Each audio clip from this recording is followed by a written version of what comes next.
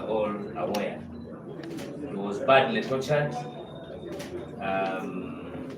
beaten. Up to now, he still needs medical attention. His left leg is injured, needs and the eye was also badly injured. But thank God to the doctors at the prison in Chitari, in Nosnapa prison. They did him a service that up to today he can be able to see as little as he can see, but at least they gave him that aid that cleans the blood that had clot in his left eye as well. So it is now not fully visionary because it was badly hit, but in the coming days he will seek the medical attention that he deserves.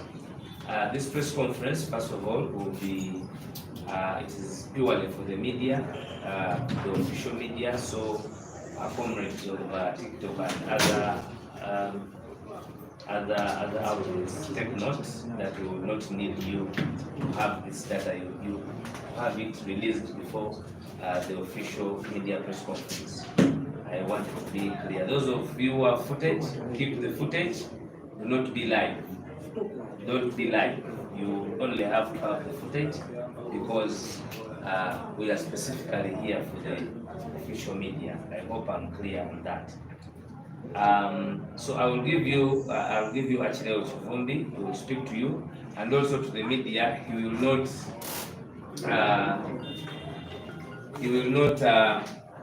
will not give you those other individual interviews. So whatever we are going to do is going to be here, because as you can, he may be strong enough to be here, but he is not in a very good shape. He has been in prison for all those days, and we want to give him the private and medical attention that he deserves. So I will take all those other questions on his behalf, because I'm his deputy spokesperson, and on behalf of the party. So now I will give to you Comrade Achileo Chivumbi. Basically, I think he'll give you a recount of the story of what happened up to the date yesterday when he was released. Comrade.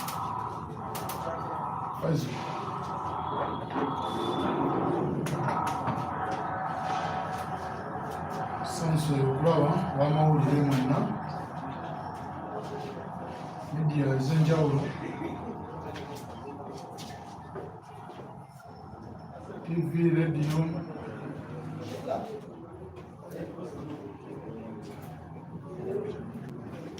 buli omu asobodde okubeerawo. Sooka okutwala okwebaza kwange ndowooza eri buli muntu asobodde okuteekawo embeera okulaba nga ndi nammwe olwaleero. Era nga kanswalisa wabagambye sigenda kuba mwogezi nnyo, abamanyi mumanyi siri mwogezi, sikwatagana nnyo na byamawulire w'ekibiina kirina bakyogerera. Era mujja kunsonyiwa bakedde okuba amasimu sibadde na simu mugambye, naye nina ode entwala era gye biva. Nyongera okwebaza bwebaza bannayuganda bonna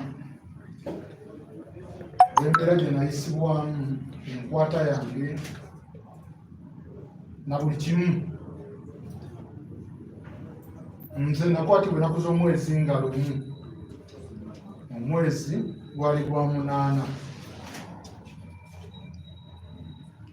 Nawambibwa, tekwali nakunkwata, nawambibwa kuba okunkwata balina okuwandikira ekibiina ekintwala, nina abaninako obuyinza. Naye nawambibwa ennaku z'omwezi nga lumu, omwezi ogw'omunaana, Nansana STB, nga nva mu paakingi okupaakinga enge ewange.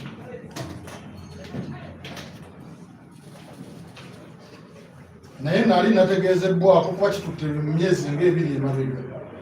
Badde nina information zenfuna ku ssimu yange wegendereze ebintiisatiisa nga bingi, naye saabigenderako nensigala nga nkola kye nnina okukola. Naye nanjija nennyonnyolera bakama bange bakimanyako kunoonyezebwa, naye nga nabo beebuuza ki ekinnoonyesa, nange saakitegeera. Mu kwekwekamu olumu tugamba weepimamu, okwepima kumenya. Era babadde nange nabagamba ekijja kye kinajja. Ntute mabega emyezi ndowooza ng'ena nanoonyezebwa naye seekwekako, naye nga nabo tebalaba nsonga kyenkwasa. Naye ku olwo ndowooza baali bagirina gye batannangamba paka olwaleero. Nava wano nengenda okuziika, nva okuziika nengenda ku parking emmotoka bwe yali esigadde, nenvaayo nenzira ewaka.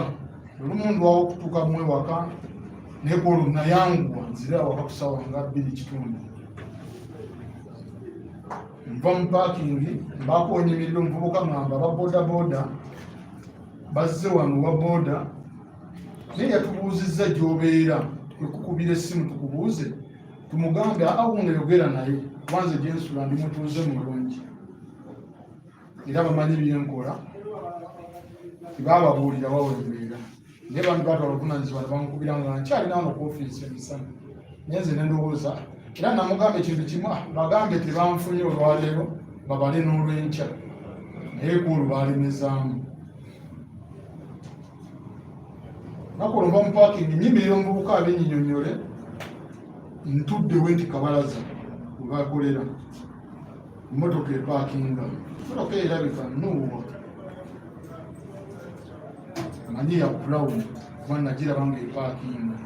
Wemala okupakinga bakugula oluggi, njagala mpete, ono antuddeyo aŋŋamba tugenda kukuba amasasi, oddukira. Nsigala ntudde nteeka emikono gyange wano wenti n'essimu zange nzikutte wenti. Naŋŋamba si ye gwa Achileo, nimugamba yenze, ate ono ani? Nimugamba yenze, balina ekifaananyi kyange. Naŋŋamba yimuka tugende. Namugamba wano wendi ndi waka, tegeeze ku bantu bange oba abantu bana balinaanye wano. Naŋŋamba nedda, baalinga bana n'abalala ne bavayo mu mmotoka nga baalikolamu nno, baali nange bannetegekedde. Va mu mmotoka ne mbagamba sirina gye ŋŋenda, nga sitegeezezza poliisi na LC oba abantu bange wendi mbeera waneeno. Naŋŋamba yimuka tugende, n'aleeta empingu, wasooka zisiba guno omukono. Naye ne ŋŋamba ngenda kutwalibwa nga fala, abantu tebategedde. Ne mbagamba njaga tumala ogenda ku poliisi, yimuka tugende tule guno tugende. Omu n'abagamba kakati maanyi, nange ne ŋŋamba amaanyi gakole. Nkunjija ku lubalaza we nali kuliko omwala, bansikambula busikambuzi ng'empingu eno eganye okuyingira mu guno omukono, era zino enkovu zino mpingu, empingu yenyingira mu gumbali nalino tulonagana n'empingu, bansika bansuula mu mwala, ntuula wansi ndeekaana, mbagamba sirina gye ŋŋenda, oba munzite. Omusajja agamba gulowooza be twakatta bameka abasinga naawe? Ne mugamba munzitire waneeno kuba simanyi gye ntwalibwa, ki kye nakoze, tugende tujja kukubuulira. Byali bingi, nayisibwa bubi, bankuba. Naye abasajja bo bakuba akago kanoga. Naye ng'ensonga enkubya tebagimba. Ne banteeka mu mmotoka, nali nsudde essimu, ne bazimbuuza ziriwa ne bazigyawo. Babba mu kutukwata kye nazudde beetaaga masimu. Naye zo essimu yange sirina kibi kye ngikolerako. Era nali mugumu nga bazikutte. Bwe banzigyawo essimu bazikwata. Saalina kulaba, saalaba ku muntu yankwata. nayambazibwa enkofiira mu maaso nga nina okutunula wansi okuva enansana ng'ate nkubwa.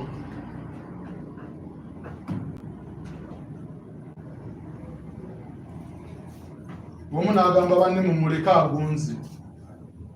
Omu kwe kumbuuza, mumugenda fuga bantu?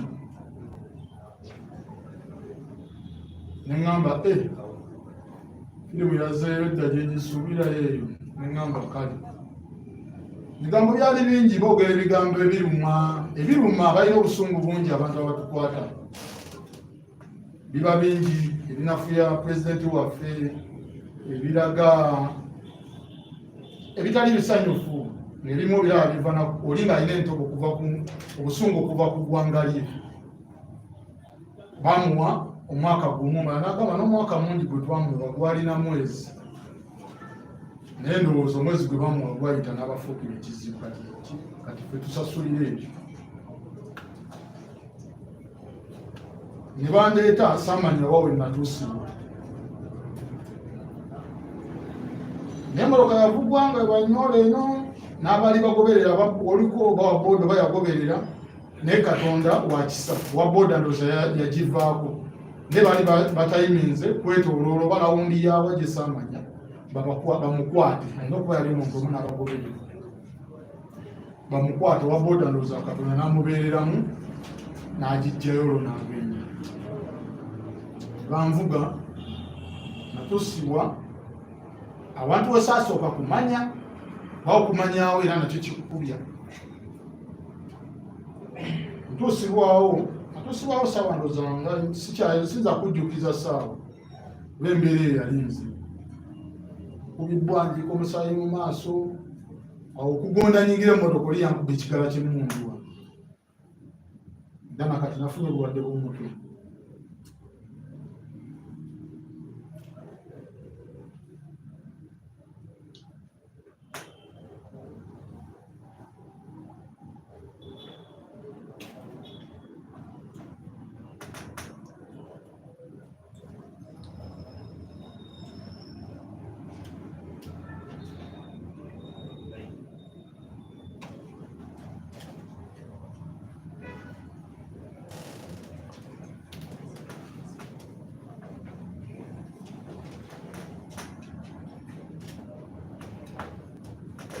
Essaawa zino eno okugulu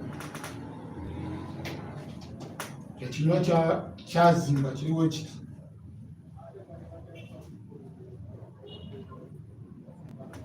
Enkeera natwalibwa nga bamaze we bantuusa banzisa wansi mu basement. Eyali ensobi abantu abandeeta ekiro gye baakola.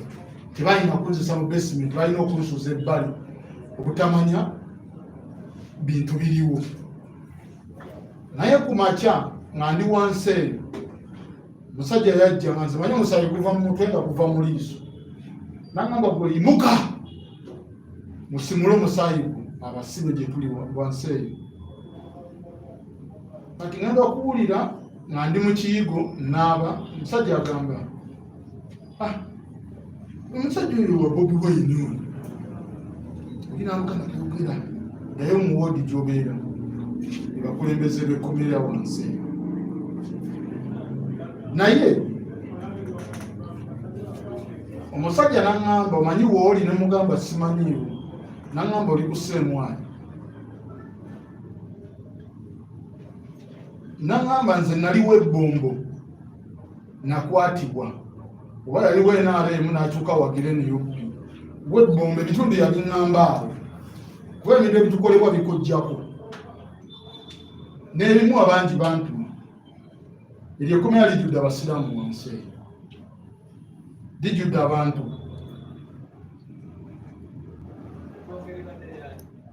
Naye nze ku makya baakira kunzijjayo ng'essimu zange baaziggyemu ddala okwo be baziinako obuyinza, nga sikiriza banagikwatako wenti okugjamu looko za patani ezimu balina kuginteerawo n'engijjamu. Olw'okuba nali ntiisibwa buli kimu nga ne patani ogyerabira, ne bayiwa essimu zange zombi ne batandika ozikola buli kimu ku kompyuta zaabwe nga be bambuuza ate biri mu ssimu yange.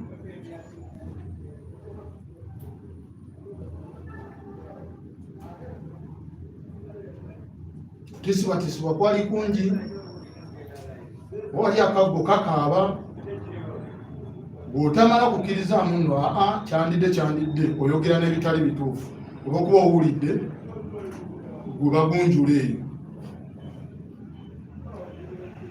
Naye nali nabuulibbwa dda ne baŋŋamba okukuba kwandiba kwawedde, tebatera kwagala bakuba, naye abakutte be bakozeeko emikolo. Naye gy'ogenda ogenda tisibwa era nga oli bwe yabiŋŋamba nabifuna ng'obeera ebweru wange munda mwe bagunjulira abantu be bakubuuza bano bannabbi ebiki bakikola, gwe otudde wabweru owulire ekiri munda. Natya baatuka okuntwala munda okumbuuza. Essaawa eyo tomanyi muntu, siraba kuva ekiro sina muntu gwe naalabinze, simanyi na musirikale yankola, naye nalaba eyantwala mu kooti. Namala ne mmulaba nga bangigyeko akakokolo aleese fayiro mu mbeera. Ekyo ekifo tokkirizibwa kulaba muntu yenna, tolina kumanya wawooli, era bakubuuza ani yagambye owooli. Naye nali omuntu omwambuuliddeko n'agamba kino nakino kijja kujjawo eki. Nagenda ogenda gye bali nga ngumye nga nakkiriza nze n'okufa.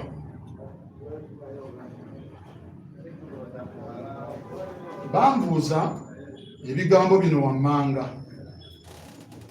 ate nga bye babuuza abantu abasinga, nsasulwa ntya? Era njagala bajje bakibuuze bakama baffe, tusasulwa tutya? Nze simanyi. Lwaki mwesibye mu bintu ebyo musobola okukyusa gavumenti eno?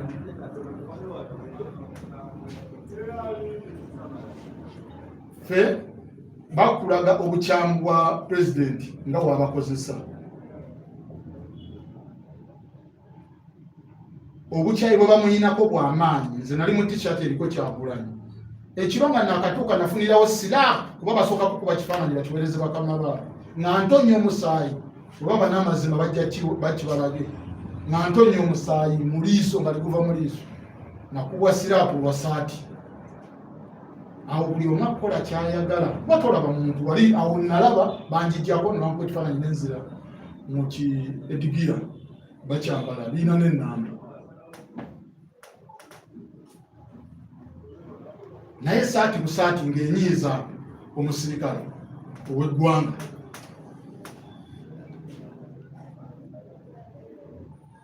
Munaatuuka gijeemu, kyusa ekifaananyi okiteeka ebbali, empale nyambaza biwa y'amagye. Ebintu ebiri awo, entiisa eri awo, tolina kulaba muntu. Amaviivi gano magazimbye, n'angamba sitama. Naye nze obulumi bwe nina mu kugulu ekiseera ekyo nalowooza nga njagala kufa.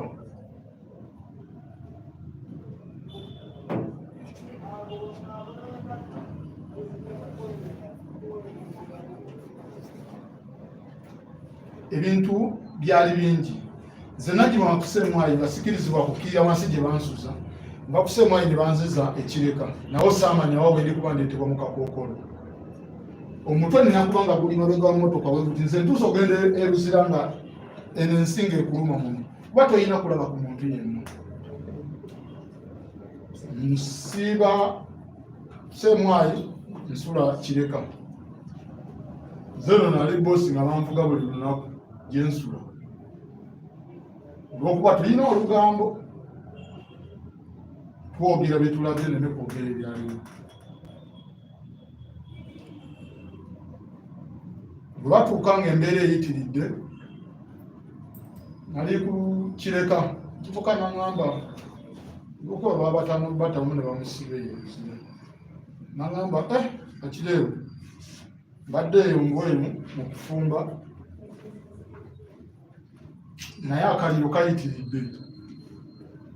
N'emmoloka eyakwata baagiraba, ng'ogimanyi namba puleti, ne mugamba naye mmanyi emmoloka yali ya brown. N'aŋŋamba kaliro kayitiridde, bwe mpuliddeko awo mu Africa Radio na biki. Naye batakutwala kwogera na mukulu waggulu eyo enkya bagenda kukusiba. Engamba era banjiteyo kireka nibanyita kusemwana wantuusa oli nagamba tugende ku saaki tugende akolera mukolere fayiro mukole ku fayiro ye ngolondooza akalire bweru kayitirivu ne banzimpisaawo simanyi banayita wali wabula incidence gye nawulira mu mmotoka nga ndi nansana ku poliisi erina okuba yali konvoyi ya loopu basisinkana nga ndi mu mmotoka era omusajja n'agamba wansi abasajja abo munange balina entwala gye batwalamu eggwanga linene abasajja otawula lugenda kubaluka abapoliisi abo n'abasajja abo basemwa babeera mu kuleeya nowuli abayombagana biki nenga ndi wansi awo osobola kulingiriza obweru biki bafuna mu nyumba bantu tewaka bakoze saaki jenansana abagenzi wa chairman nze mbalagirira bagenda wa chairman basanga defense ne bajja bayingire wange nga boogera bulungi nnyo nyawo okundi gyeriyo nga boogera bulungi nnyo nnyo ali abakundira mugundi saati etali yange nagamba yambale saati ye mpale nagira mu yamagye empagamba mumpe empale yange jenena nsula ndi mu kikomera kitiisa abantu abandabo yatwalibwamu omukozi w'ebibi tolikali mukozi wa bibi mumuwe buye ngatozi banaali ntambulidde mubigere mumuwe ebisando byayambale wandeete waka bateeka entiisa y'amaanyi gyensula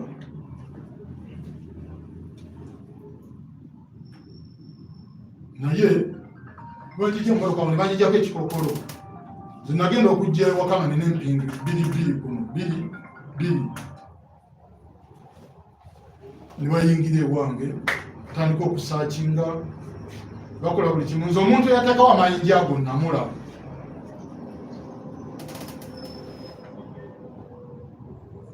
ne neiba wange yamulaba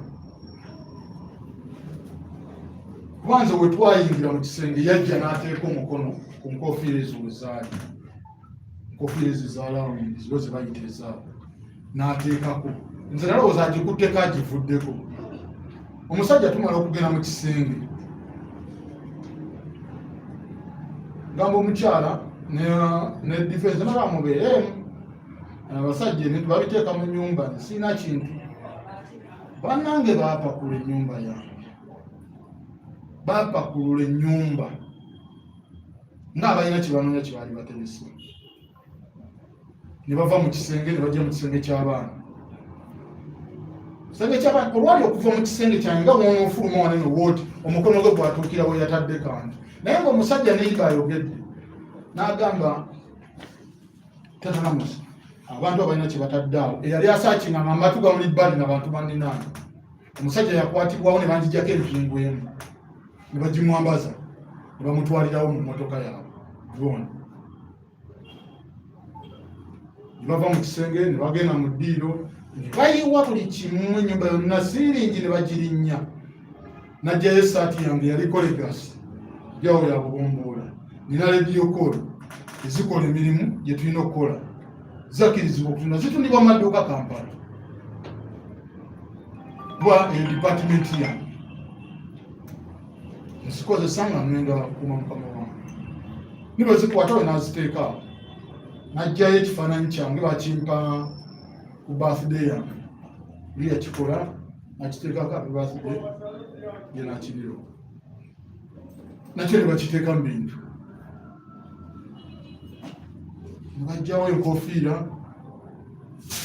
nakakyakalala ebintu ebiri awo batuuka mu ddiiro ne bagamba ne bananga mayinja ago sigaana sajja najjayo ekifaananyi ky'omwana alimu ovulo ya NUP eriko amayinja omutwe teyabundaga nagamba kati noono naye agambemu naye amayinja sigage ne mugamba oyo si yenze ne mbategeeza nze sambalangako kintu kikwatagana ky'amagye sambalangako ovulo nze newogenda mu bifaananyi byange byonna nze mbadde nsinga okuwulira abaana abo bagamba mutya amayinja ku uniform naye nakijjusiza ne ŋŋamba esena nagamba amayinja gange negankwasiza ddala nangamba wada agansibyeko kyalo kyalinga mukyala wange baneiba ngate buli omu akikkiririzamu nze sambala kintu kikwatagana kyamagi twaliwa ku polisi omupolisi wenansana nakola fayiro ye nakakibwa okusayininga ku fayiro eyo mukawange nagigaana negamba nomukyato gisayininga naye olw'embeera gye nalimu eri negyenzira nga mmanyiyo omusajja yagamba waba agambye tuddayo naye nze mmanyi wa gye nalimbye ennaku ezisaba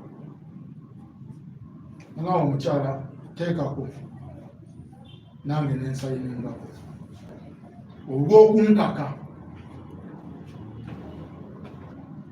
banjijjayo ne bandeeta polisi y'enansana wali akavuyo ke basinganamu emmotoka ezo ezaalooku sinansana banesayininga mbwe esakinze era enkutte n'ebintu ebyo nentwalibwa kusemwayi ontuusibwa era natuuzibwa mu madaala nze ennaku zonna nazimala nga nsiiba ku mpingu n'emmere ngiriira ku mpingu olwo olunaku lwali ndowooza lwa mukaaga ne banzikiriza gye nsula ne banziza ku makya ddwe wakikolanga nga tteeka mu makya bakeera ku nkima ne bankima ne banziza waggulu ne bakubuuza ze ennaku balwali lwakutaano namala gaana kukkiriza kwekalakaasa okuntwala ewaka balina ebisalo gye bali bagala nzikiriza omusajja naŋŋamba abadde ogamba bantu kwekalakaasa ne mugamba sikirowooza nga nako okulagira bantu kubeera si gwe mulimu gwange nze omulimu ogwange gwakukuuma pulezidenti wange naŋŋamba toddamu n'okyogera pulezidenti wange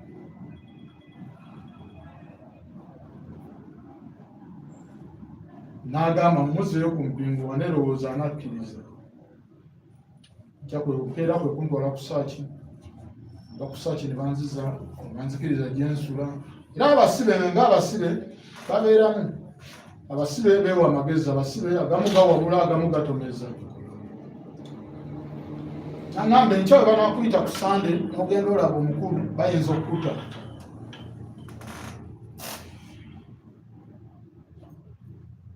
waggulu eyo bakututeko waggulu bakutute ku kitivi eneyo gye balagira nna bye mwogera wanene nebabinyumiza eyo bayamusa maazi nakwambuka banakkiriza n'ogenda mu ebyo obufaananyi bakuggyeko ebintu mu biki byagenda olaba omukulu mwogeremu mukulu ayinza okkuta naye baba tebanaba kutwalayo bagenda kusiba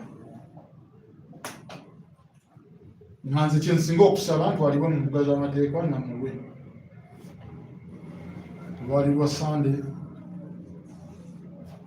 eyo enjijwabwe nali bakanzikiriza ngene nebake ne badda ne bankima ekireka ne bayanziza ku semwayi nendowooza bantwala ku poliisi enkyentwale mu kooti banzikiriza wansi eyo njijeyo engoye zange omusipi n'ebisando bambuuza bye nalina n'empale yange baali bagiina anagireka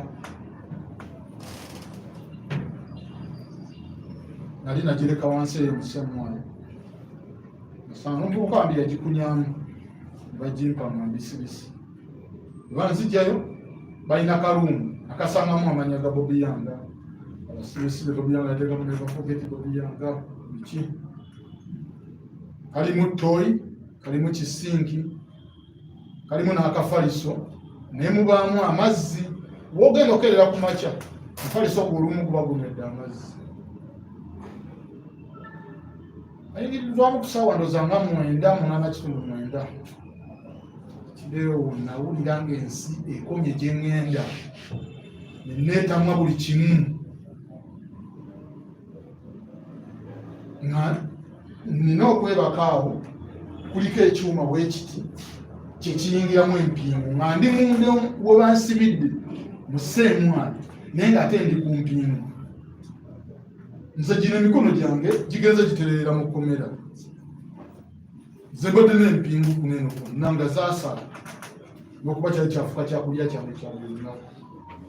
Empingu eyo gye nasulako yantokyalinda obulamu bwange ne neekyawa. Nze bandetera emmere yasulawo ku sowaani. Kuba emmere nga nenagirira wendi mwe muli ttooyi. Nina kutuula ku ttooyi oba ntudde ndye oba okwebaka awo wansi. Ne neebaka ku mpingu wendi mu mukono guliwo ebbiri. N'oluvannyuma nnyo n'empita omusirikale. Ne mugamba fande ngenda kwebaka nti yange omukono guno guli waggulu. Yansumulula. Wansumulula ate yanziza ku mikono ebiri. Kino mbawanga kigezo gende ewuwo weesibe omuguwa ku mikono ebiri. Weebake mu buliri bwo ne weeziba inti mu nkaaga nga wagwazeeko. Genda weesibe wooti weebake mu buliri paka ku makya. Ojja kumanya ki kye naliko ku mpingu ezo. Zaatuka ssaawa 6 ne tunuulira emmere enjala ennoma. Ne ntunuulira embeera gye ndimu nina ogirya n'engalo zinene obulungi.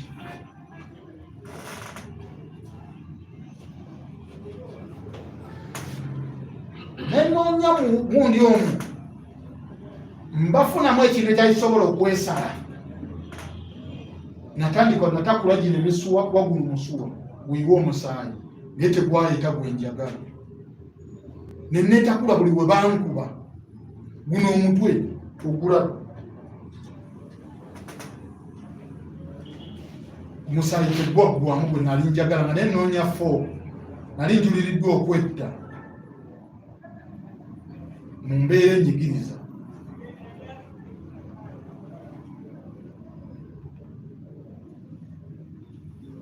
Naye ndoza Mukama Katonda ali nange wanze ndi mukkiriza era wajjukira mumanyi nze bantuza sapule. Nze sapule yali enzise. Zino enkovu zino sapule ye yali enzise. Awo gonna nagatakula nfuna omusaayi gunkendeeremu nfe. Naye nga nnoonya fooko yambula amazima ga Katonda. N'obudde Katonda yannyamba munnange ne bukya. Nga ntudde ku ttooyi ku mpingu zange seebaka. N'ensomamu awo kasapule kange mu magezi.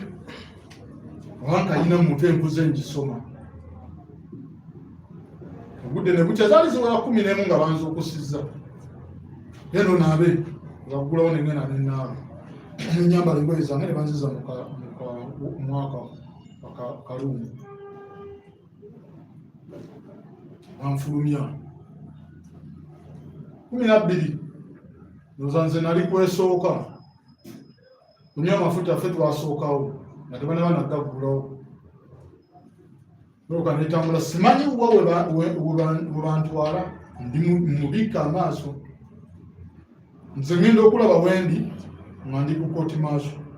Naye ng'omusirikale omwaŋŋamba Achileo otuuse ku kooti maaso gwe simanyi. Naye ate n'abasirikale abo bonna si babi. Ebyo mbyogedde birimbamu ne musemwayi mwebali abalungi. Sijja kwogera biki. Balungi abamu ate abamu si balungi balina obusungu bwabwe. Naye nabuuza omusirikale yandeeta nemubuuza afande nundese mu kooti y'amagye nakoze eki. Ojja kulaba era bwe nalabira ndeese. Bali bagala kumpisa manju ne babagamba omusibe muzeemu muyise mu maaso. Wekundeeta mu maaso ne banjijjako ekikoofiira era nagira weyo enkofiira eyokya ebuguma n'otuuya n'ofulumya buli wamu amazzi. Enkofiira eyo byebino byedisho byetwambala waneeno bakikwambaza nekijja paka wano. Bakuyamba bakireeta paka wano. Ate omala okyambala olina kubeerawo oti. Birina n'ennamba wasibe babingamba omu wayambadde namba ki ate bakuwadde etta mulimu etta oli teyawona biki amafiya ebeera nyingi n'abasibe abamu gye bali gye bakuteekamu gye bakubuulira.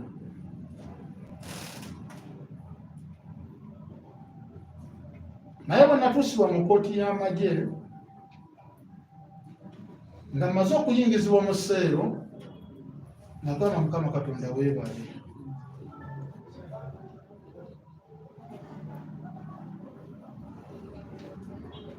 Mukama Katonda weebale. Ng'olunda bantandise okufuna obwenkanya. Naye balooya bali bataddeyo ekiwandiiko ekimbeeta mu kkooti. Bandi awo kansojo gye Musisinga atuuse, Atanya atuuse. Nengamba ne bampa nako ne ku ssimu ne mbagamba njagala kubirako ku bantu bange. Ne mbagamba naye kanjogereko ne pulezidenti. Niba mumpa ne njogerako naye omutima gwange ne guddemu. Nangamba bino bijja kuggwa ne mugamba ndi ku kooti maaso ne banjijjako essimu ne nninda ekkooti e Namuli. Nasindikibwa e Luzira.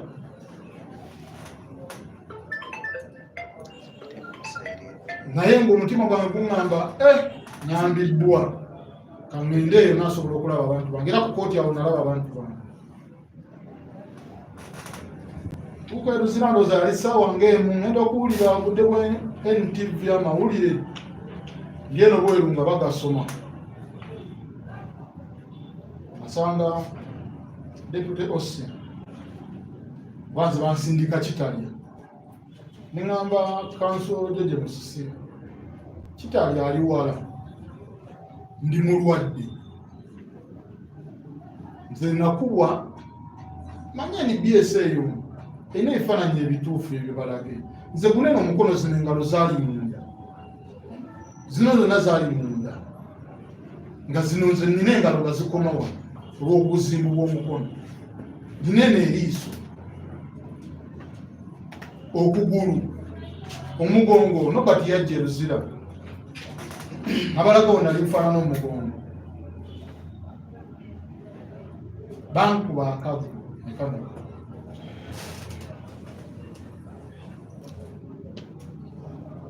Bansindika e Luzira. Deputy osandisivinga olw'eggulo. Komera basabasayizi okusitama ngono wasitamya sasa abasayizi ne mugamba amagulu gannuma Deputy oswekomera naye nga naye ndowooza akiraba bulumi bwe nnina abulaba ne bagamba naye kyenjagala kwebaka. Nze nagenda mu loole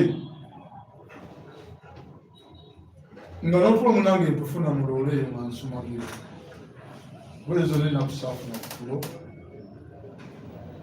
naye mugenda okuntwala e Luzira nafuna otulo kubanga ndaba ntandise okufuna obwenkanya.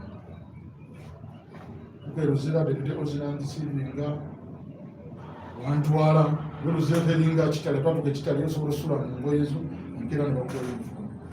Luzira era eringa ndowooza ye apa yennyini n'amateeka gaayo saawa eyo bantwalyawo ne nfuna yunifomu. Nambala ka yunifomu naye bazingezaamu. Sirikali n'agamba dino nga sajja pale ne zigaana esaati ne zigaana. Naye bafunayawo ekipale kyali kiddugalamu n'akasaati n'agamba yambalamu enkya tujja kufuna yunifomu teekayafulekiriza sula eringa oli mu ngoye ezo. Deputy Ossi n'abagamba mumutwale wagenda okusula. Ne mbabuuza mugenda kuntwalawa. Nsaba omusirikale nsaba ongulireyo omugaati n'eminatimeyi. Gobejja litandise n'okunnuma n'agenda n'abigula ku ssaawa emu kitundu. N'agenda kantiini n'abigula ku ssente zange baziteeka ebbali biki bantwala mu woodi. Natuuka mu woodi natuula nayingira ne banzigulira ne basooka bayita aba ward leader ne RP ne babazza ebbali ne ŋŋamba ne bagamba kati bateesa biki kumbonyabonyeza muno naye ne ŋŋamba obusibe nabukolako tewali kiba kyebagenda kuŋŋamba kyesiŋŋanya nayingira ne ntuula ku buliri bwa RP bali RP nambuuza bulungi nnyo abaza okugana abakulembeze bimuli ebitiibwa sebu ward leader abeera eri katanda ke naye nakutumya jangu wane wange negenda waali awo nasanga n'omu omukozi wa gavumenti sipapa ye ward era naye mubamutera naye nambuuzaako ne mugamba biki biki nentuula awo negenda nenaaba aba amazzi bagayina kumera bayonjo bantwala audience abantu abalimu balimu 3 bantwala mu gundi ye VIP ayo bantwalamu naye tokyalinga kubanga tokkirizibwa bantu balala kusemberera olunaku olwo luziba ku makya nakerebwa ku makya ne bampita reception ne bampimako engoye kuba ezange tezaali zakuteebereza basobola okuteebereza engoye sayizi ye bano bafaluuku baani naye tezaali zakuteebereza gye baali batunze yagaana okutuukamu ne bagisala ne bagigattamu endala naye nga bambi bali free basirikale bonna bamimako engoye 2 esaati 2 n'empale 2 osinga neetaaga naye nga amaziga gakulukuta mu liiso ligenda gasobola kubeera mu musana abantu waliwo osi Deputy Osi, abantu waliwo osi siyandisiibinga nsanyufu munnyonnyola biki ne munnyonnyola embeera yange ne mugamba naye neetaaga okunjijanjaba eriiso kyekisooka era komera naye nga byebaza osi waalyo linnya lye ndyerabidde naye jjukirako deputy yessimu bambi bampisa bulungi bonna abamala abaani bampisiza bulungi yanteekako omusawo w'amaaso atwala ndowooza luzira najja ne bankolako biki bateekamu eddagala tandika okuyiwa omusaayi buli liiso yalifunyulula munene lirina ekisaayi liiso lyange lyali litandika okuvundilira nalandika okunkwata lina eriiso olaba bulungi biki ne mugamba ndaba agamba kale banjanjaba nakeera enkeera najja n'enkeera ddagala balimpa mu budde ery'amaaso nawe liggwawo nekakati wembeereddewo kuba nze nalifuulanga eriiso lya ddagala buli kiseera bambi tebanneekaanya tandisawo okulwala ebifuba bamanya ngenda eruzira nga nfuka omusaayi tumalawo ekikumpi namba naye era nabo bagamba bwe nagenda nabo bambi nampayo penikiira awo biki neŋamba nenfuuka nga ndiwa penikiira eriso omukuntujja nakumira penikiira okugulu nakumirira penikiira neŋamba naye kiraba kiggwerawo nanyamba bambi lwe mbadde mbasaba okugenda okulijjanja badde banzijjanja bagezezzaako era paka olwalo nafulumye nkolola omusaayi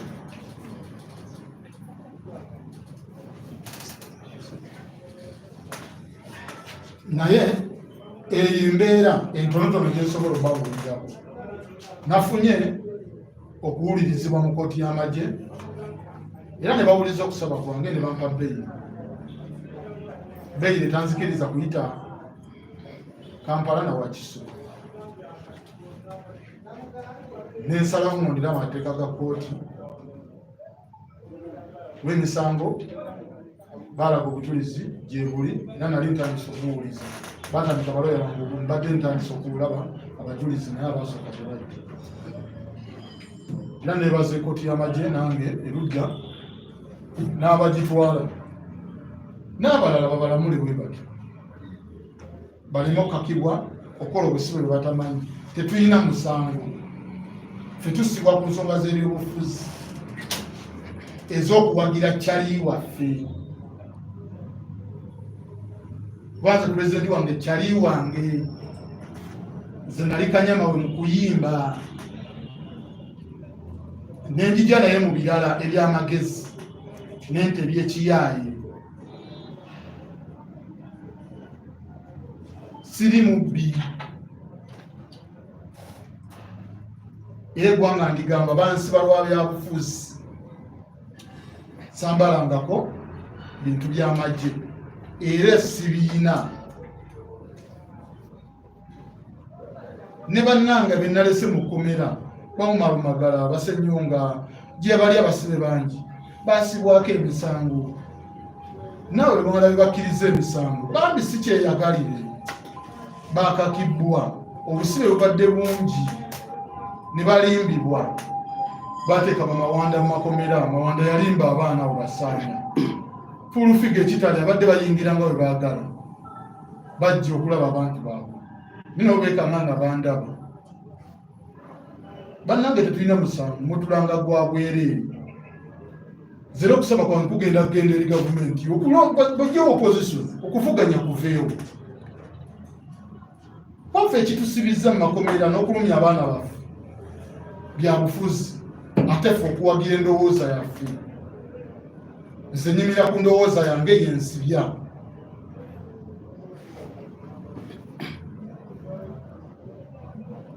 era tusaba mutulamule bulungi mu makooti gammwe era mutuwulirize nga bwe mwampuliriza ne mumpa eddembe lyange n'abalala babawe eddembe lyabwe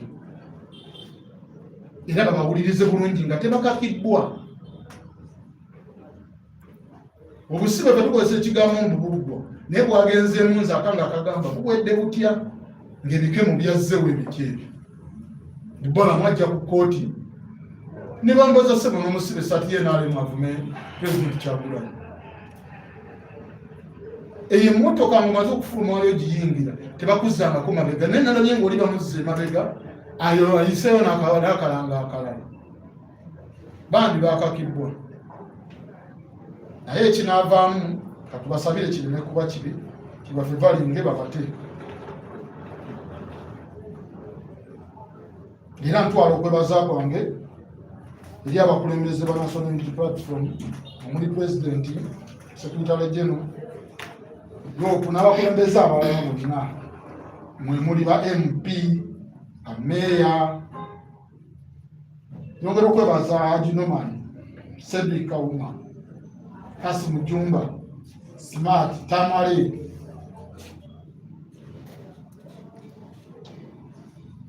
n'abalala nyongera okwebaza media nze mwampoze ebbanja nze nali nsuubira okuta nfaako bampayiriza nakuba abamawulire saakikola era mbadde mu kkomera nga nsuubira emisango egyo ginsomera naye bambi ndowooza nabo baazuula bakulembeze byaffe emisango byali byabwe ebyo era nebaza media zonna muli BBS NTV NBS ne TV endala zonna zesijja kumenyamu kwena bafoot soldier abantu ba diaspora nze mwakola omulimu nali eyo omusirikale n'angamba wagobeseza ambasada yatagadde mu luzungu nebagamba yiteyayogedde mu Luganda ambasada yatagala mu luzungu muffe twewamba ate nkeera abewamba nga bantadde bakakulika amagye munange prison yatuterayo TV mani ku TV okwo amawulire aga NTV ag'oluzungu NBS tugalaba gye babalekera abo abaasoma ennyo nga balagaye mu Canada ali ku kisaawe entere mu kasate bakalikabadi bakakulawusa abamawulire mu bitambuza Achileo yabireese omuntu omubadde babundagako mu magezi era nyongera okwebaza amawulire bannayuganda mwenna abali bweru w'eggwanga nze edi mutwe yali mu America nayisawo message ate ekiseera munange kyebankwatiramu kyebamanyamu nno kibi ne kyebaali bakutte baali tebakitegedde baali bamanyi bakutta akaweero nga pulezidenti ekiseera ekyo yalina okugenda e Bulaaya okwogera Oluzungu. Eddi Mutwe yalina okugenda obyogera era nebaza Eddi Mutwe yakiikirira bulungi bamesegi nagifuna. Pulezidenti Waiswa abantu bonna nga bekomera baagala okulabako naye ate saaba bakulabeko obubi nga bakulite era bangi n'abasirikale be bamubuuza tawakyamatanajja kula ne musikaasika oli ne musika eriyo ku ssimu ene ngamba kyalwange wagira nbamuyalisiza ngamba naye munnanga abantu munnange bali mu kkomera eyo babalaba era ensonga eno egenda eri pulezidenti. Abantu munnange baagala mulonda, abasibe baagala kulonda, abasibe bali naye yayimba wajjo nayogeddeko naye yayimba mu kkomera emyaka 15 emabega. Abasibe abo gye bali yaliyo ku musango guno gwe bamuvunaana bamukola mapapulizoni mu kkomera eyo babinyumiza magezi bambi bamanyi kyayitamu naye bwe kyebamusaba baagala kulonda nabo balonde ku pulezidenti bwe baagala. Naye neera abantu batulimu mu makomera eyo. Ensonga lwaki nze gambye nga badde bamukuumira bampa ensonga nze mwenfuluma okundeeta okulaba omugenyi mperekerwa Bobiyanga ne ttiimu ye Muyodi ne ttiimu ye Bumalu banyumyeko nange naye ate ekibatayagala mu prizoni kuŋŋaana abagenzeko mu prizoni mukimanyi. Ate nze yayagala okumpa yampa ensonga tulina okukuuma obulamu bwo naki nze kakube kulya era ebyo nayidadde baliza osi nze abaana bakeeza emmere ku makya Bobiyanga mukyere Bumalu naweereza amagi ne gundi abakabumba ka prizoni nabo nga bakandeetedde ko kali awo tekategerekeka baliyo mukamanyi. Prizoni neegaana okugiyisa ku geeti bandi nempa ensonga tutyo omuntu wakola ekikyamu era osiweeyo munnanga abadde wanjawulo osa abalala eyo netwasanga ekitabo ng'akuwa ensonga nemutuula n'akunnyonnyola lwaki akoze ekyo era omufumbyamfumbira namala musaba ne bamuyita ne mbagamba kadde njagala owawumala wamufumbira kuba nze sisobola kwetetenka nze komera muna eri akutetenkanya omusajja okeera yali akeerogera okunoonya ssente bw'olina kulowooza kulya kwe kusooka mu bizo obomba ebijanjaalo byo birondemu bulungi byotereze byogenda okulya mbadde sibisobola era Wumalu Magala abadde mpagi nene gyendi nze mbadde ndya buli kyenjagadde n'ekibiina nga munnange nno kimpeereza munnange ebyokulya abantu bankyalidde ab'enjawulo besijja kumenya gundi ne gundi naye mwenna munkyali era mbeebazizza wamu mwenna sijja kubira muntu ku muntu. Funa obubaka okuva ebweru famire yange nze omwana wange akola P7 obulumi bwemadde nina mukomera bweru kudda omwana wange naze okola P7 omwana omulenzi gwe nina omwana wange nkuze muyina bali ebivubuka mumanyira efu yaffe y'ekivubuka nga mbeera ku kido wano yakoze mooko nga siriiwo badde nga Mukama Katonda tonyamba bakiri mbeerewo nga tanakola bibuuzo ne munange yawuliriza esaala zange ne munange abakulembeze b'NUP nze nganda ze nafuna omwana nsanze ebirabe waka yabiwadde mama wabizzi bimujjuddeko webiri bamama samba bamutwalidde enguuli bani ono digayi yatumayo abantu banange mwandaze era nze nyongera okwebaza famire ya NUP mwenna bebaza femunaye twafuna eŋŋanda endala kuba eŋŋanda ezaffe ezimu zisobola okubavaamu era nze njagala kwebaza famire yange Waiswa nagimanyiiko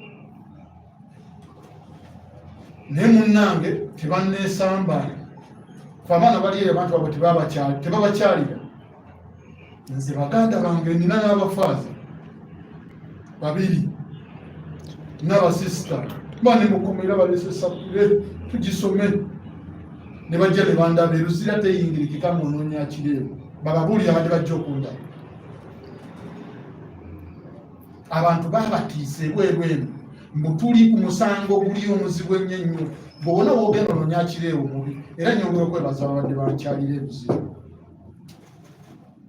mwebale nnyo ddala era ndi musanyufu. Kitamirikan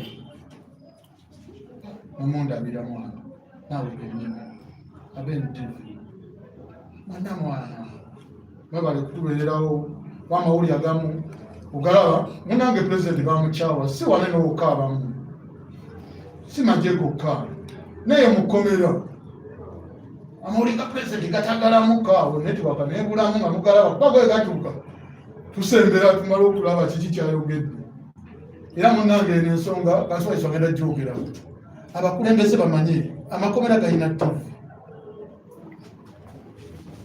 tuwaddeyo ng'olaba lumu omusajja gwe basindika mu paliamenti bwakiikirira abantu ng'ogamba ye lwaki tetwateekayo Achileo era abantu be basubwa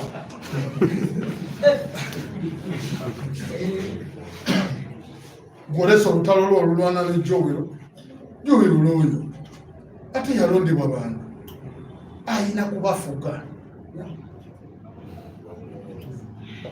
ate amala abakulembere Wao toza kuleta utawala wa familia oluleete okozi. Ebintu munange mukomera tubiraba. Ebitumalamu amaanyi. Era ffe tulimanyiva abamu eri abakulembeze. Watu basuubira ogenda mu ekyo ekiyumba kyammwe mwafuula kidisiko, nze nkiyita kidisiko. Mwogere ebintu ebiyamba eggwanga. Abaana bali mu makomera tebagenda mu makooti. Abaana bali mu makomera balamulwa mu kooti z'amagye. Tetuli bamagye CID gye bali tebagenda mu makooti. Omuntu ali ku limandi emyaka 9 bye tubasuubira okwogera mu paliamenti nze nja kwolumirirwa bakomera kuba nze gye mpangaalira kati bwe bulamu bwange bwe bantambulizaamu. Mulowooze ku bantu abo, mulowooza mu abakulembeze okugenda ofuna ebifo bye mwagala. Tugenda mu kalulu nga ffe tuli mu makomera, bakyali baffe bali mu makomera. Awo kabeera kalulu kaddala bye tubasuubira ogenda okutereeza mu paliamenti si byagenda mbu ate nalemutandika otulondera leader of opposition olw'okuba mulwanira omugati gwammwe babakozesa. Mugende muteeseze abantu ebibaluma, abantu bali mu makomera bavunze babamenya. Zekyo nabayo ku muntu gwe bayita ku CID bamumenya lino eggumba lye atambulibwa ku kagaali okugenda mu kooti. Abantu bali mu bugaali baali balamu baleka famire yaabwe, nze bannemazza eriiso teriraba okugulu simanyi sikyasobola kukola bino bye training sport okudduka bannafuyizza ffe bagenda batunafuyako bitundu bwebito bitundu. Bwe mba nkolola omusaayi nga nfuka omusaayi kitegeeza ki? Abakulembeze abali eyo mu bifo ebisobola okwogera tulina okwogera. Aba human rights tebakoze kimala. Bwe bajja eyo nze bangamba bajja kusemwalina ne musemwalina bakyusa abasibe ne babajja eno ne babazza wala. Era kye bakola mu makomera tebabaleeta wali basibe wali bubi aba Red Cross. Era nze bampuwa Red Cross namugamba sina kye ngenda kwogera nammwe. Basirawo ngenda kuyambibwa. Ng'okuyambibwa kwange bannayuganda kuyimirira nga mwayimirira ne mubanja twagala Achileo. Nze siina musango. Siberangako amagye era siina bintu by'amagye. Ne bakyali bange tebabiina.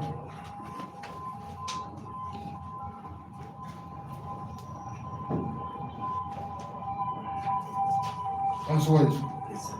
Tandikirawo.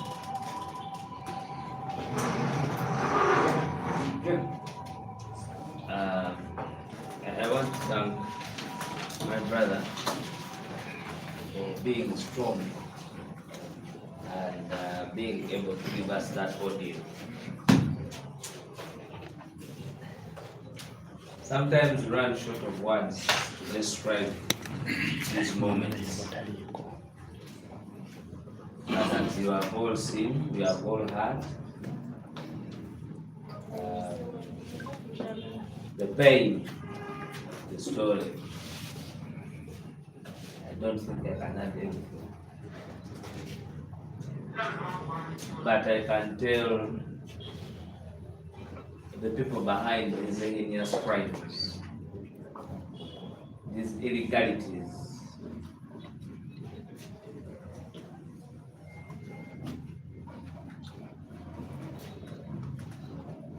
That you may break our bodies, you may injure our mind and soul, but you will not shake the spirit of this revolution.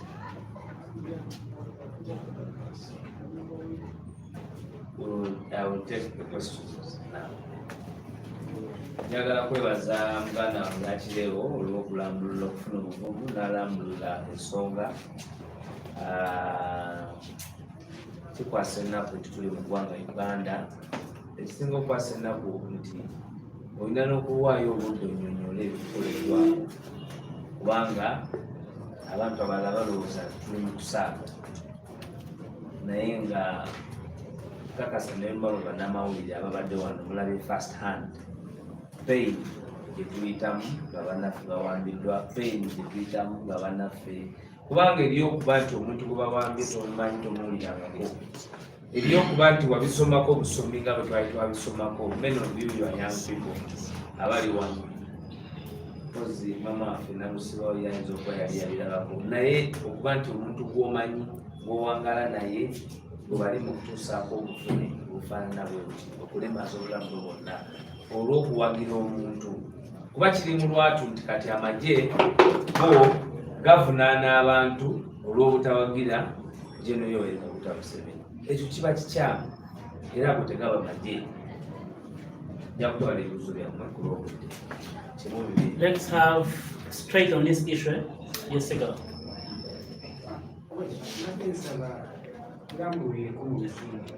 Okay. Another question?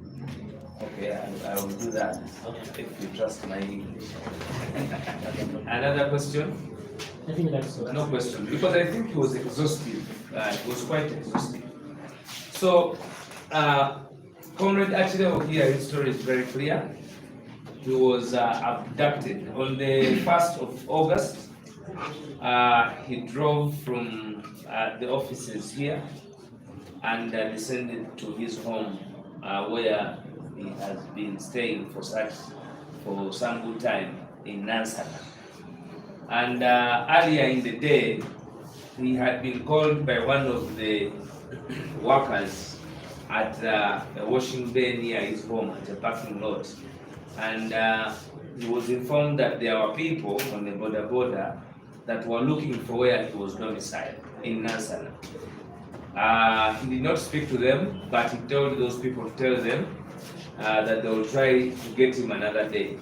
For the last 4 months, the party has been receiving intelligence about Achileo, just like we receive intelligence about many of ourselves on the different criminalities that the state is orchestrating upon us. So we had had intelligence that there was something criminal that was going to happen to Achileo. We had shared the notes, just like we know about Motive Kasanga and others. And on that fateful day, at around 8:30, as he was at that parking lot seated, he suspects that it was a Noah, brown in color, with men who descended on him, asked him whether he was the one, identified him with a photograph on the phone, and he complied. He later asked them that it would be important if he stays nearby, they should go, and he reports to his family that actually he had been picked by security personnel. After all, that is the protocol. The protocol of arrest is that you must be first given an opportunity to communicate with either your legal person or your family member. Or in places of where an arrest is being carried out outside the mandate of the police in the jurisdiction of where you stay, the persons arresting, the arresting officers, must come with members of the police force of that station and with clearance up to the chairman. But this was not the case. His plea to inform his people was answered by beatings, by torture, human torture, and he was hit. He was gun battered on his left eye, leaving it in a very, very, very painful but also a very sorry state. He was handcuffed brutally as well, because you know when they are handcuffing, there is a system when they make it tighter. Once they make it tighter, it is extremely, very, very, very painful. It is one of the forms of torture, actually. Arresting a suspect and then taking them through that type of torture is done by such members of the military force. He was, they had socked him, he was put into a head sock, drove around town as he was being beaten, badly beaten. By the time he reached where he was being dumped, he did not know where he was being dumped, but he was, they had identified the head sock. And these head socks, according to him, they are not new. These are head socks that have numbers. Different prisoners have put on the same head socks. And there are those that have been classified that if you are supposed to put on number 3, number 4, that one is for people who will die automatically because of probably the chemicals, the extraordinary sophisticated murdering styles that they have embedded in those masks. He was, all those days, he has been on handcuffs. He has been putting on a head sock. They had put that head sock on his face. It is very, very, it is hot. It creates a lot of heat to the face. Remember, the eye was sick. He was subjected to no light, no vision of anybody for the 3 years, for the 3 days that he spent at the CMI. He would be transported in those 3 days occasionally between CMI and Chireka SIU, but the constant was that he was on handcuffs. He has narrated to us the ordeal of when they put him in the dungeon at CMI, and he was sleeping in a small room, self-contained, which had the toilet there. I think that is what I'm now calling self-contained, but it could be soaked with water by morning. And it had a pole where he was handcuffed in the movie style and told to sleep. When he complained, they changed the style. He was handcuffed and he could not even eat. Now, sleeping when you're handcuffed is something he has asked all of us to try it out and know exactly what our comrades say. The other issue is that in his ordeal, in those 3 days after he had been tortured, he was later taken home. And when he was taken home, of course, you all remember the ordeal that they threw. One of the officers was seen by the neighbor, and now even on account of Achileo, with pips, military pips, and those are the very military pips that later were alleged to be owned by him. They also forced him to change his trouser into a military outfit. And by the time they were coming to do the search, the pain he was going through, the circumstances under which his life was at stake, the torture that his wife was put through when they were mounting the search, all gave them reason, him and the wife, to sign. After all, the world knew that whatever they were doing was an illegality, especially in the state. So in his judgment, he thought that to live another day of life, he would rather condescend with the ambiguity of whatever they had come up with, but then later he would be exonerated by reality and the truth, and of course by the push of the power of the people. He was taken to court, the court-martial, where he found a sigh of relief. For all those days, it was very hard for him to sleep. But after he was taken to the court-martial, he found sleep on headway to prison, on that lorry that takes prisoners. You can imagine when you can finally find sleep on a lorry as it is descending to another jail, but you are finding relief because you can see, you can communicate to people, you are not on handcuffs, amongst others. And then the story of him coming to court, being brought to the court martial, later on getting bail yesterday and being released. We want to thank our legal team. He thanks the legal team.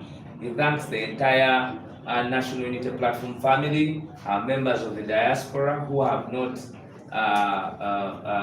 gave up on him. A number of people in the country who are putting on t-shirts inscribed with Achileo. We want to thank you. We want to thank our parents for their continued prayer. We want to thank his family for standing with us. I want to also note on that sometimes they push the families. If you do not have a formidable family, you will find them succumbing to the dictatorship. So we want to extend our heartfelt appreciation to the family of Comrade Achileo. This is not the first time he's being incarcerated. Achileo did not bury his father. That is why even the life of his other family members is important to him. He did not bury his father. I think he even lost an auntie a few days ago. He did not bury. And with our age, we are responsible people in our families. We must be available to many of these sad and happy occasions. He is very grateful to the media, and I want also, as the deputy spokesperson, to thank you, members of the media. We are very, very, very, very, very extremely humbled by your zealousness, by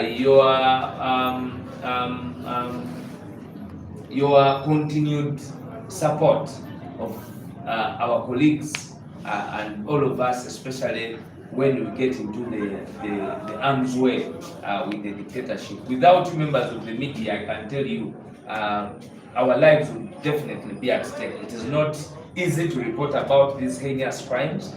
It is, you know, the propaganda. The day they were arresting Achileo, people were saying, you know, we earn. Now, how do I earn from the arrest of my brother? The absurdity of those who connote the same is that they do not know us. They don't know how we relate with each other. We know our families. We know ourselves. We are a family. We are happy and sad together. And then an idiot wakes up in the morning, sometimes even on national TV, after probably eating or not eating food, and tells the world that those people are benefiting from their colleagues being under incarceration. You look at such a muddle-headed person, and you wonder where you can assist him from that type of backward, archaic, and buffoonery thinking, where you wake up and assume that a colleague can be in prison and we are excited about it to earn a living. We are not paupers, and that should come to the mind of those pauper-minded people who speak this, that everything is about earning. We are not paupers. If we are paupers, we would not be in this revolution. In fact, the paupers have found their price. The price now of Achileo is being incarcerated, is being abducted. They cannot even give him a decent arrest if he has an offense. They will come and abduct him with a lot of fear and terror. Now, when you get to those that want to shed that propaganda that will benefit from our brothers, our colleagues, our friends, our comrades in the struggle to liberate us also, then you should leave those people to their mind thinking. They have a challenge, and that challenge should not be a problem. I know that the facility in Tarika is not secure enough. Now, some of them are VIPs, they will influence and leave, but they must be at least under some sort of medication. I want to call that a day. Thank you very much, comrades. We are very humbled again to you members of the media for the exclusivity on this matter for God and our country. Thank you very much. God bless you.